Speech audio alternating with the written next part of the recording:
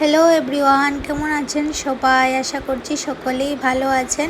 আর আমার নতুন ভিডিওতে অনেক অনেক স্বাগত জানাচ্ছি। আজকে অনেক রৌদ্র উঠেছে, এই যে দেখুন আকাশের কালারটা কি সুন্দর দেখাচ্ছে। তো আজকে এখানে কাটল বিচি শুকাতে দিয়ে দিয়েছি, আর গাছের ডালগুলোও কাটা হয়ে গেছে যেহেতু বৃষ্টি পড়ছে।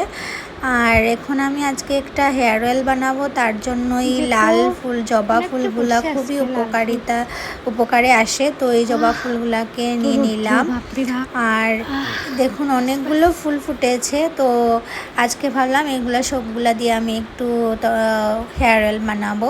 তো এখানে তেল গরম দিয়ে দিয়েছি, গরম হচ্ছে, নারিকেল তেলই দিয়েছি। আর এখানে কারি পাতা আর কিছু পাতা টাতা দিয়ে অনিয়ন দিয়ে একটা তেল বানাচ্ছি, কালো জিরে, তারপর মেথি দানা, অ্যালোভেরা, তারপর কারি পাতা, এইসব কিছু দিয়ে বানাচ্ছি। আর এইখানে দেখুন কালারটা চেঞ্জ হয়ে গেছে।